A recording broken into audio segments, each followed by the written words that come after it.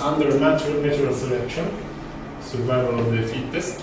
And the equation ruling the dynamics of such a system is the replicator equation.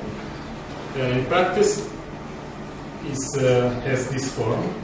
Xc is the density of cooperators. For example, we take the density of cooperators. Density of reflectors is 1 minus Xc, of course. So the rate of reproduction of cooperators is proportional, directly proportional to the density itself. It's a rational assumption, because the more are the cooperators, more probable they can reproduce and so survive. And it's proportional to this difference. Fc is the average payoff of cooperators, and F bar is the average payoff of the entire population.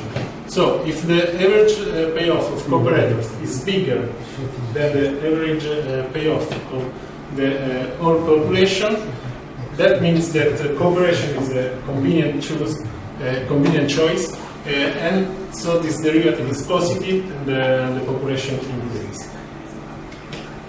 In the other case, if this if the average payoff of cooperators is less than the average payoff of the population, that means that that cooperation is not a convenient strategy, and so the population will decrease because the derivative is negative. In practice, we have written here the equation of evolution under natural selection. Where you have Fc, do you mean Xc, or where is the cubic? F here? Yeah. Fc is the... no, I mean, where is the cubic polynomial? Okay. So is this X or? The point is, okay, this payoff function can be written starting from the payoff matrix and can be written in this way. Okay, so Xc times 1 minus Xc times the difference between the average payoff of the two types of individuals. That makes a quadratic polynomial, not a cubic. No, the point is that also here we have this depends on Xc. Okay, now we're going to see. So actually here we can compute this quantity Fc minus Fd, and we see that it is written as X minus X star. X star depends on the payoff matrix and particularly on the parameters we have seen, and now we are going to see. We have a theorem here that evolutionary stable states are Nash equilibria. So what does it mean? That to find the Nash equilibria of our system, so of this population evolving under natural selection with the individuals playing among each other, the game given by the payoff matrix, we have to find the fixed point of this the dynamical system and the stable fixed point at the Nash equilibrium. Okay, here resume. Okay, the replicator equation describes the dynamics of populations under natural selection. It's a mean field approximation. Okay, it can be generalized with more than two strategies. But for the moment, here we focus only on the case of two strategies. Well, so we have this equation. What happens to a population under this dynamics? It's a cubic, so we have always three fixed points: 0, 1, and the other one given by this point, S over S plus T minus 1. The Nash equilibria are these fixed points when they are stable. So, for example, in case of harmony game, the only stable fixed point among these three is the one. So the only Nash equilibrium is the total cooperation, and you can understand easily because in case of harmony we have no tension, so the best choice for all the individuals is to cooperate, and actually the Nash equilibrium is total cooperation, xc equal to 1. In case of prisoner's dilemma, we expected the contrary, and actually the only Nash equilibrium, that is the only stable fixed point, is xc equal to 0, so total deflection. What happens in these two cases? Okay, in case of no drift, this is the anti-coordination game. So the only stable fixed point is this xe, this point.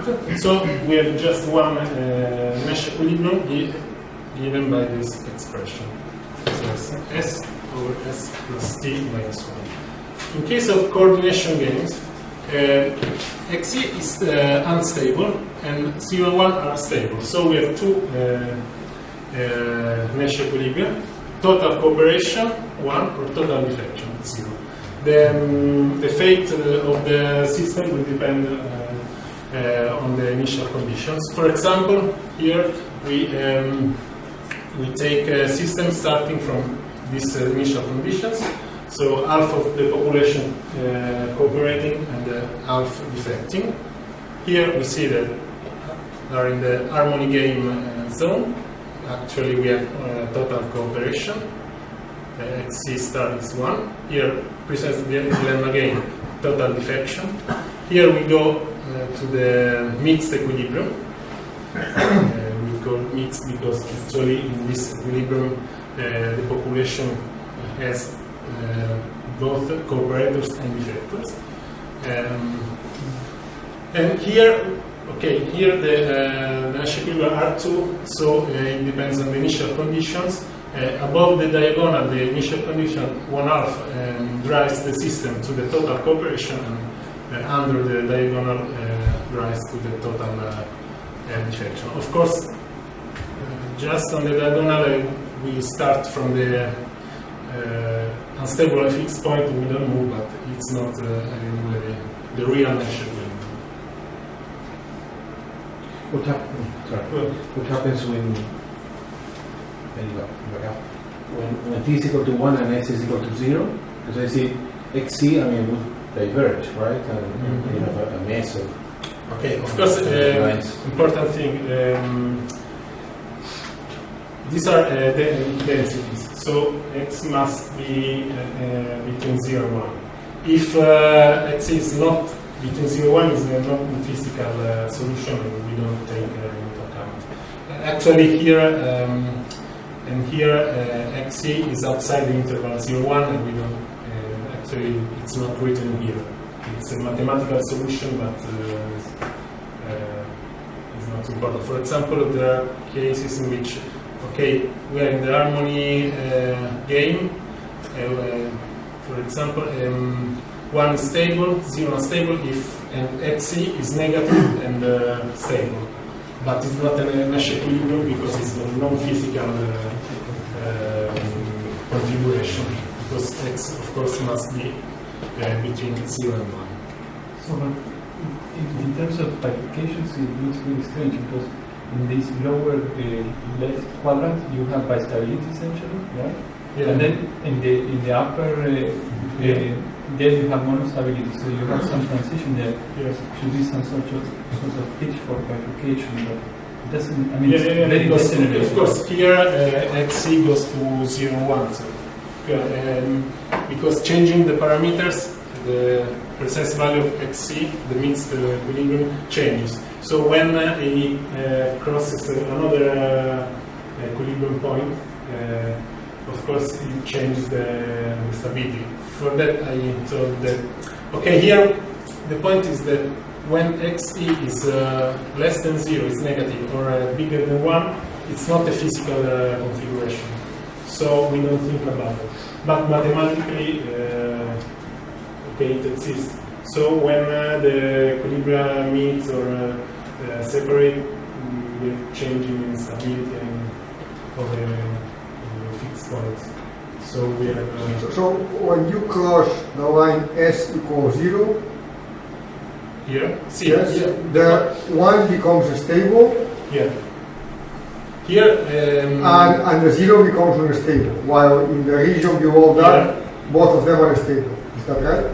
yeah, here we have 0 unstable, 1 stable. Here, crossing this frontier, this boundary, 1 remains stable, but 1 becomes stable.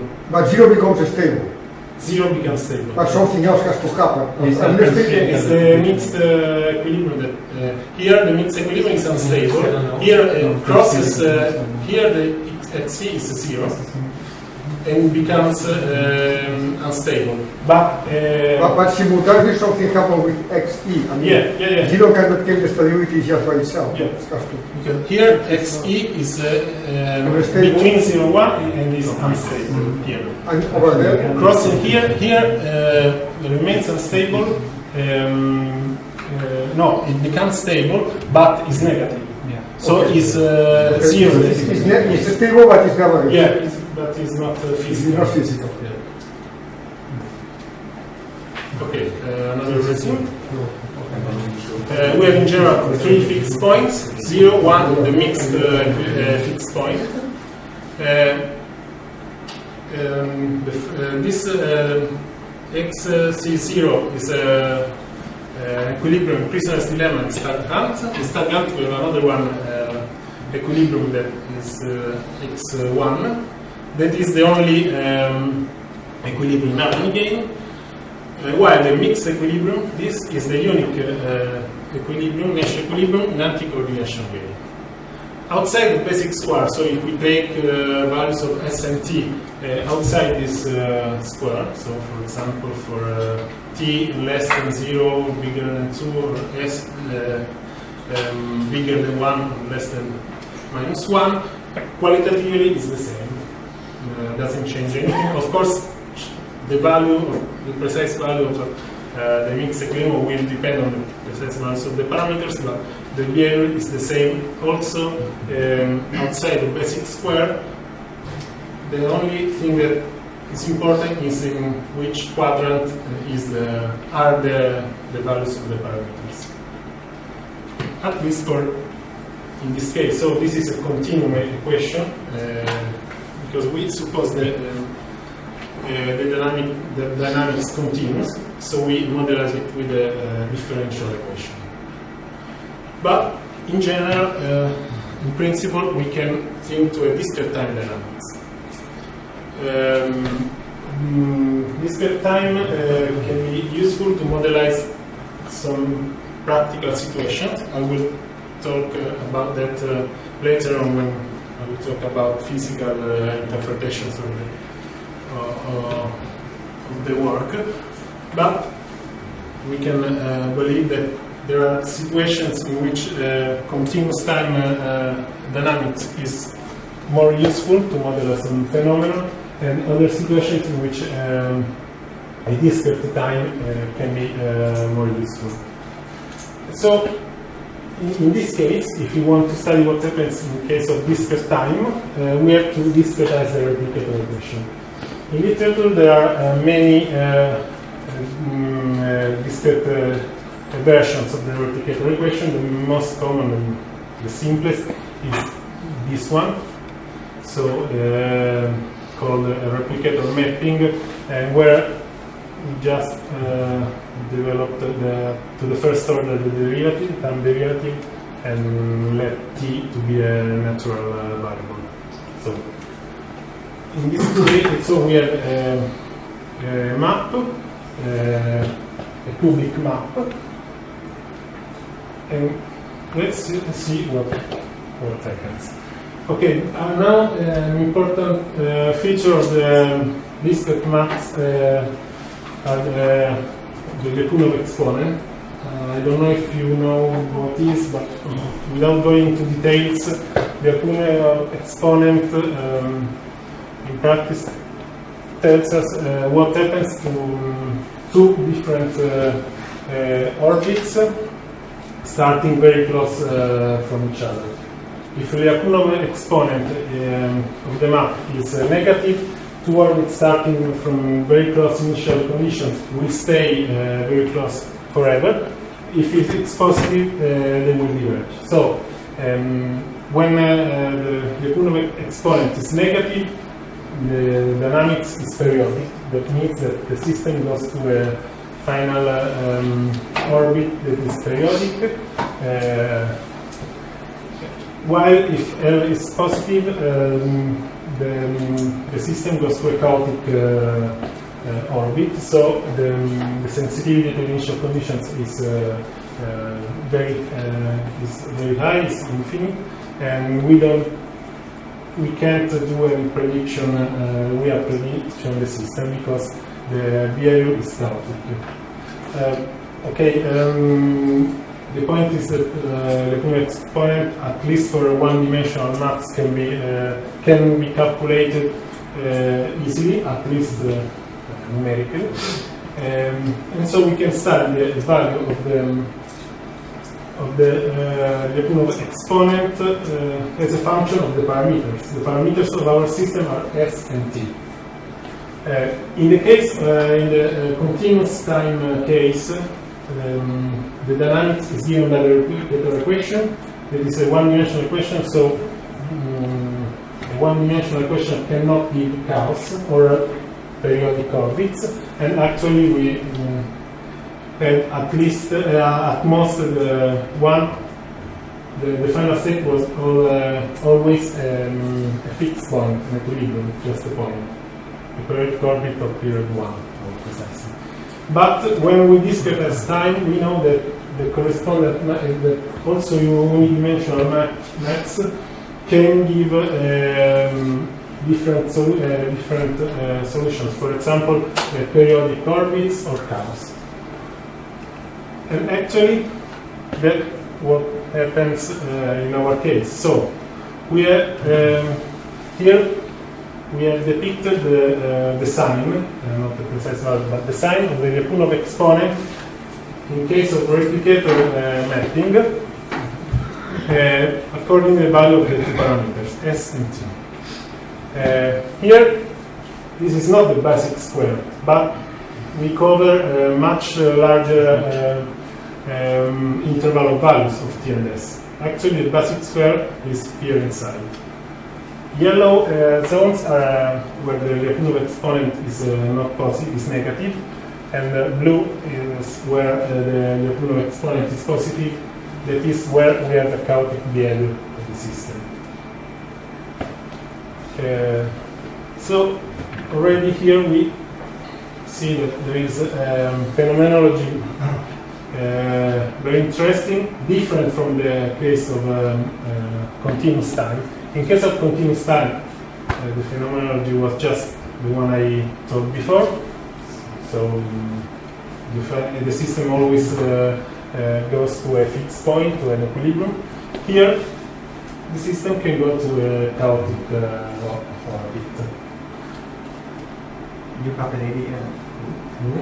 Well, because this is the next expansion, I know that even in the systems stable, you can have orbits of period 1, 2, 3. Yeah. There are many different things. The point is that now we see. Here, what? So this is just a upper right quadrant of the parameter space. Here, these curves are the curves where the Lyapunov exponent is 0 and after remains negative. Okay, apart from technical details, in this, when the system when the parameter crosses these zones, the period changes. Okay, the curves where Lyapunov exponent is 0 but does not change the sign are curves where the periodicity the dynamics changes. For example, here we have solutions of period 1. Here, period 2, then period 4, then okay, we have not enough resolution. Here is the chaotic region. The important thing to notice is that this is the basic square. And the basic square is in the region where the solution is periodic and of period 1. And actually it's corresponds to the solutions of the continuous time version of the replicator equation. That's why nobody had realized that before, because in the basic square the map and the replicator equation, the continuous time and the discrete time versions of the replicator dynamics are exactly the same.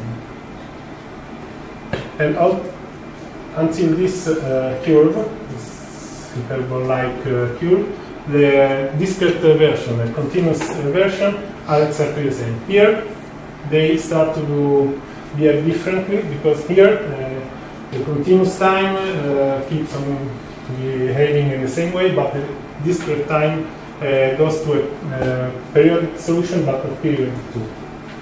So already we here see a different behavior, and then in period 4 and so on until the chaotic region, where of course the map is deeply different from the replicator, from the continuous time dynamics. Okay, of course, also in this case we can have physical and non-physical orbits. The time can be continuous or discrete, but in any case, x is the density of co-operator. So the orbits have to remain in the interval 0,1.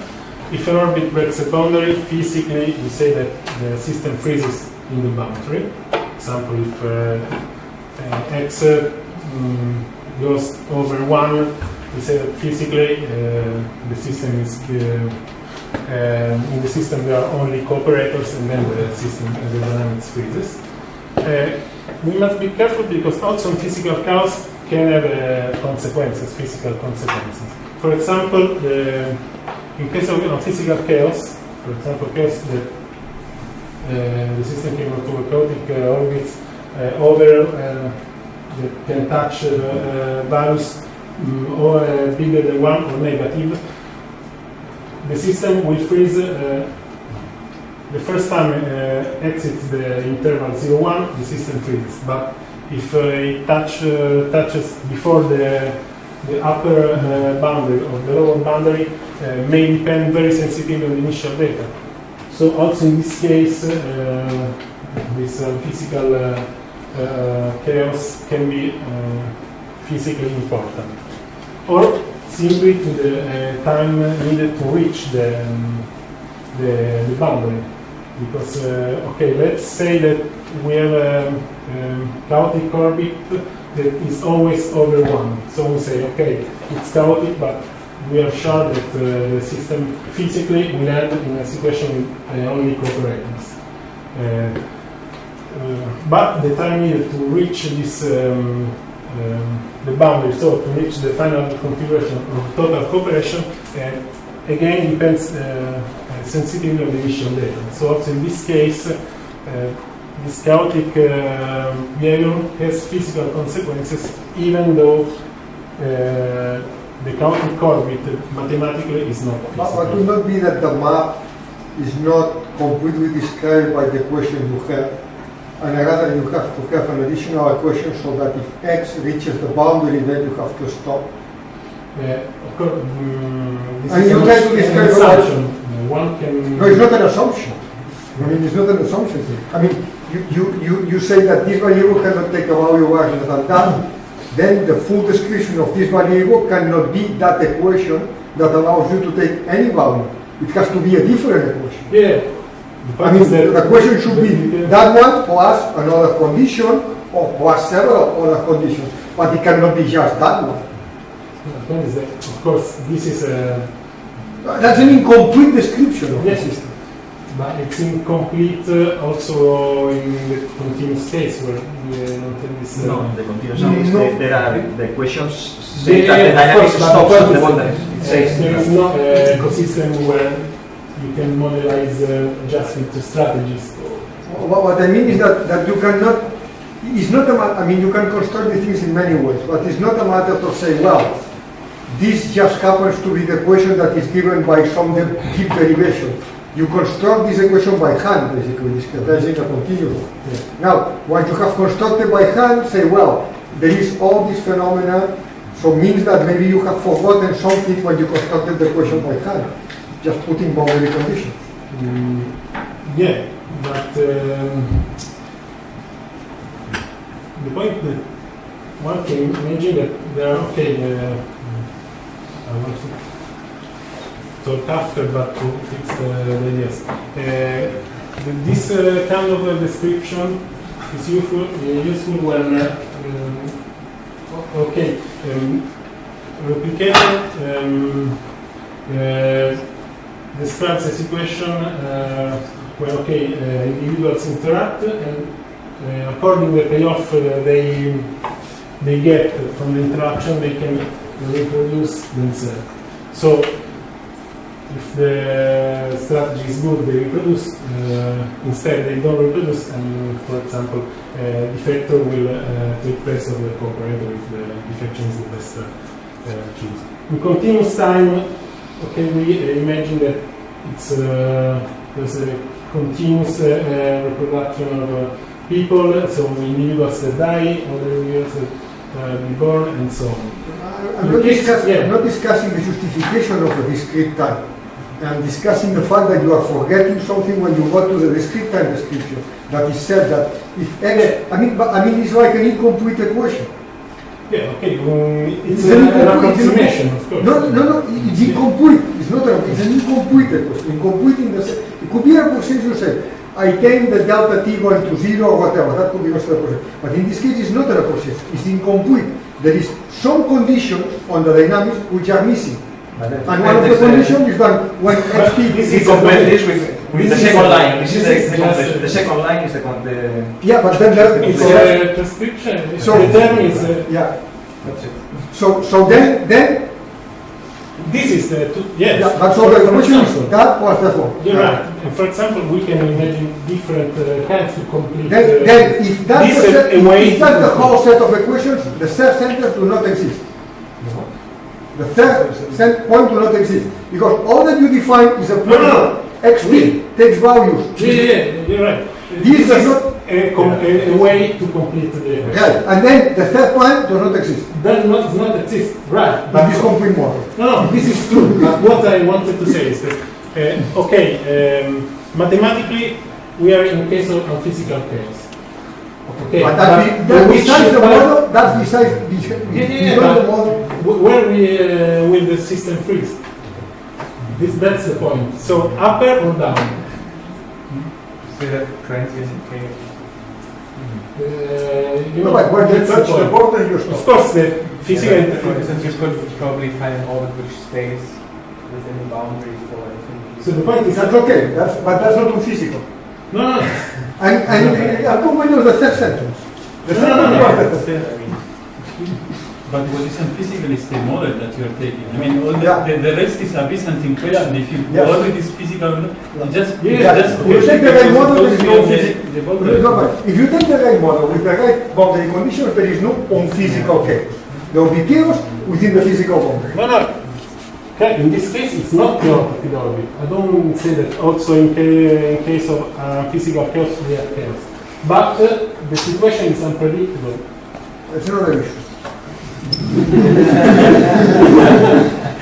Yeah, of course, the third line does not exist in the meaning that it's not important what. Maybe okay. The point is that what I want to say is that okay, if we're in a situation in which mathematically the orbit is chaotic and there's some physical, okay. This orbit does not exist. It's not the stops at the first time you cross. That's the only thing you can It's want. right, okay. We stop that's the only here. thing you want. This is that's your dynamics. no. But if I start from a very close but different initial condition, I don't know. I can. Yes. So that's the point. That happens also when you get up on a stable fixed point. That's okay. Yeah, that's. So the point. What I want to say is that if we are in a region of mathematically chaotic behavior, the dynamics is unpredictable. even though the orbit is unphysical. Because, okay, I cannot say if I will freeze here or here, because it's sensitivity to the initial conditions. Just this. Or the time in, because, okay, I change it again, and I don't know, and I break here the boundary. And also, very sensitivity to the initial conditions. I can put an example that does exactly the same in a continuous one-dimensional system. Okay, can be, but in this case, the replicator equation continuous time does not behave in this way. The discrete version behaves in this way. Other examples are, I believe, of course. No, I mean, I don't agree with Peter in this. that what? Because, as Valentin has said, I think this thing is qualitatively different. You make out the phenomenon of transient chaos, which there are several things under this name, but one of the most important was you said that usually in this kind of situation you can find a set of initial conditions, usually a fractal set of initial conditions for which the trajectory always remains bounded. But the fact that you have sensitivity to that is not. Those trajectories are chaotic. But you don't need to have. And I'm not on physical. I'm saying to have this sensitivity, you don't need chaos. If you are in a stable fixed point without chaos, you also have sensitivity. But you have chaos, you have sensitivity. So you don't need chaos to have sensitivity. That's my point. That you don't need chaos to have sensitivity. So the fact that you have sensitivity is not a proof that you have chaos, and is not a proof that you have physical chaos. No. But sensitivity is not a proof of none of those things. Just on talking of the replicator dynamics. In the continuous time version, does not show this behavior. In the discrete time version, does show this behavior. And this is just a way to see the difference of behavior. Just that. Okay, I talked about physical and physical chaos. Of course, the most interesting chaos is the physical one, and it appears in the upper right corner of the ES plan. So here we have physically chaotic orbits. Here, this is unphysical chaos. So, just to show a simple case, we set equal the parameters T and S equal to A. We call A this variable, and according to variable A, we draw the Lyapunov exponent. Of course, this is the it's only the in practice is the diagonal in the plan, and this is the part of the values of A which stays in the basic square. Here the solution is periodic, negative Lyapunov exponent, and of period 1. Outside we have all these points where the periodicity changes, 2, 4, and so on, and then chaotic solutions, and also in this side, even though in this side the chaos is unphysical. Then, okay, an example, T equal to F3, periodic of period 1, and the prediction is the same of the continuous time equation. It's 5, period 2, period 6, then rigorously we can find all possible periods of 2 n, for n that can be also infinite, but we cannot show everything, of course, everyone. And so here, for t equal 6.26 already, we see a chaotic behavior. Okay, some physical interpretation, as I wanted to say before. Okay, a map describes evolution of a population in which all the old individuals die before the offspring produce on its own. This is a physical situation, meaning that there are situations, of course, species, for example, in the space of bacterial insects, where this is what actually happens. So all the old individuals die, and then the new individuals reproduce. So in practice, it modelizes synchronous dynamics. The physical chaos is logistic-like. So we can see that okay, the root to chaos here is the same of the logistic map. Logistic map is a map of the polynomial quadratic polynomial. So it behaves exactly as a quadratic map, even though it is cubic. While on the other side, the physical chaos, so the chaos around the mixed equilibrium is different. Is not logistic-like because in practice, in case of unphysical chaos, the map is around, for example, 0 and can be approximated by a parabola. Anyway, this is a small qualitative difference between the two kinds of chaos. So the unphysical is logistic-like, the physical is a bimodal chaos. And here, so I'll say. So, okay, this is a zoom part of the upper right quadrant where is the boundary between periodic and chaotic regions, and we see some fractal patterns that is not uncommon in this kind of dynamics. Some perspectives, okay, I go rapidly because time is over. Okay, we can add the ingredients to refine the modelization, for example, insert white noise or increase the number of possible strategies. For example, what happens if we have three strategies, C, cooperation defection, and the third one we call E, and this is it's an issue deserves investigation. Okay, just to give some hint, this is the same case I told until now, but with noise. In this case, we see that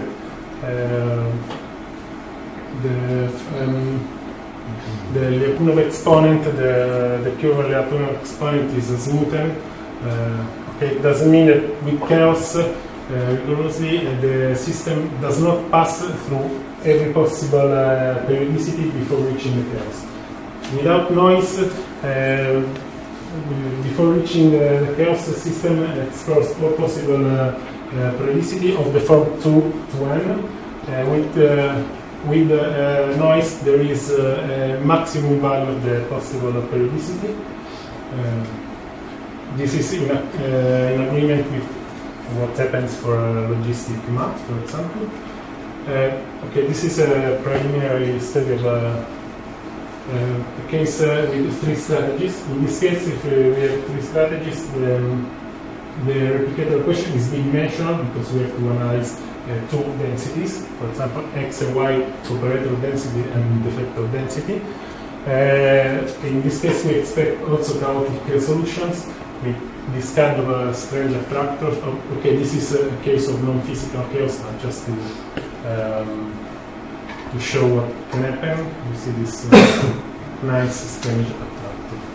So conclusions, replicator mapping, so can show different behaviors with respect to the differential equation. So deep difference between the continuous time and listed time description.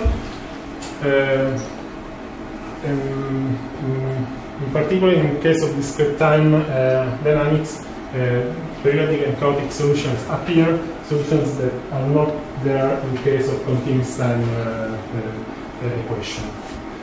Okay, it's fair. We have just one article published, and we plan to write others soon. So, thank you.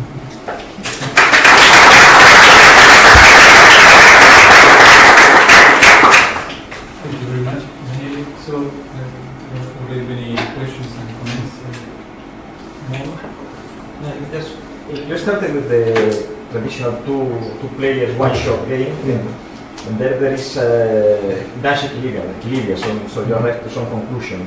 Then you take a population of such agents, and then things becomes a little bit more involved. Is that, and it's the following I will say correct? It seems correct from what you have said. When in a traditional Nash equilibrium you get two possible equilibrium, I think this is the only case in which you have found chaos when you have a population. Is this what you say? It's around the mixed equilibrium. So the case in which in the pure Nash game, Nash equilibrium, there is no single but two. Not two, but when it's anti-coordinate. So when the equilibrium is when the player cooperates and the other one defects. When they adopt different choices. For example, in a coordination game, there are two Nash equilibrium. There are mutual cooperation and mutual defection. In this case, we don't have a physical case. It's not, the reason is simple because the chaotic orbits are around a fixed point. Of course, if around a stable fixed point, and if the fixed point is 0, 1, it's obvious that the chaos will be physical because the orbit must will go from one side or the other side. So that's why only around the mixed equilibrium you can have the physical chaos. That means that there is no nice equilibrium in that. There is no nice equilibrium in that coordination. Coordination. Anti-coordination game mixes the Nash equilibrium. Well, the mixed one, yes, but not the simple ones. No. When you do the thing of the table of the square that you were doing at the beginning, you don't get anything. It appears to be so. This is the no, here, no.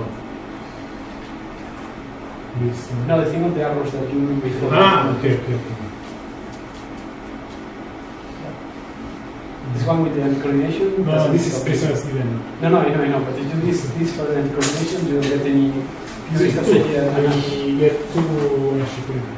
In the anti-coordination? Or The coordination, this coordination you get two. Two. Also anti-coordination. Coordination, the equilibrium, this mutual cooperation and mutual defection. Anti-coordination, CD and DC. Okay.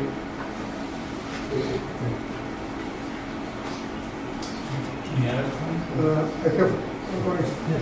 You start with games and they are played in the continuous. And then you discretize the time in a particular form, and then you say that you refer to some biological systems that might only reproduce after something happens or whatever.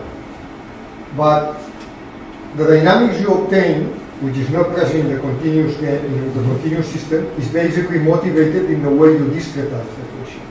Yeah. The question could be discretized in several ways. Yeah. And depending on the way that you discretize, probably the result is different. Yes. So why the bacteria has to, or why this sort of discretization is suitable to describe, say, the bacteria systems or not? Good point.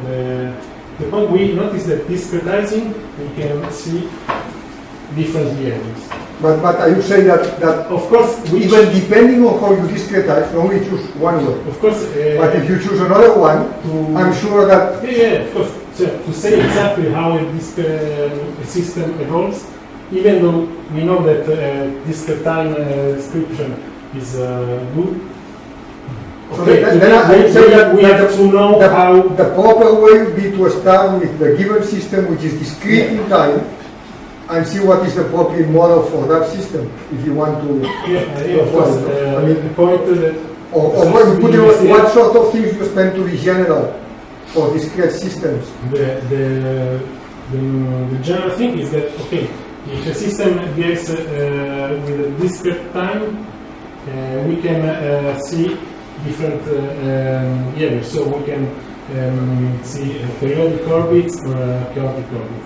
Which one are it depends on the way of discretization. But the point is that discretizing time, we have a different phenomenology, a richer phenomenology than in the continuous time. Of course, to make precise predictions on a given system, we have to choose to describe the system with proper discretization. But the point is that, of course, until now, people always study the systems with continuous time. But we have to take into account that there are systems that behaves in discrete time dynamics. And maybe they have a good reason to do it in continuous time, because there you have, I mean, it's physical. What you're doing something else, you're going beyond, but you're introducing something that is not physical. We know that every day, every moment, there are people dying, people. I guess that one has to start with the given model, say the bacteria dying, whatever, and see what would be the appropriate discrete model for that system. And of course, you can claim that maybe in the continuous unit this system cannot be described, or it needs another sort of approach. But well, the fact that the discrete map of one dimension shows periodic behavior and chaotic that 1D differential equation does not show, that we do understand and it's clear. But I don't know if I don't see that's enough to make a connection with a particular system which is discrete. Maybe, because we have to see. Of course, the point is that all this is just a very rough normalization, because actually there are not systems where with only two strategies. The point is to capture the most general properties. And the property is that in general, discrete time dynamics is richer, much richer than continuous time dynamics. Can be seem a little bit trivial from a dynamical system point of view, but from an evolutionary dynamics point of view, nobody has done this before. So, at least in the framework of biological theory. So, but I mean, it's not trivial. But since the 70s, since this work of Robert May and so on, we know in ecology that. With a logistic map in discrete time, you get chaos. There's a huge not evolutionary. But those equations that they put before, they were real. I mean, they do have this sort of progress here. So in general, it's known since the logistic equation, because I think we are already in the 19th century. They know that the continuous logistic equation is regular and so on, and the map can show chaos. But in this framework of evolutionary dynamics, it's new, because I think people just focus on the basic square, and there is no difference. But if you go outside, you can get this different phenomenon. Okay, any other question?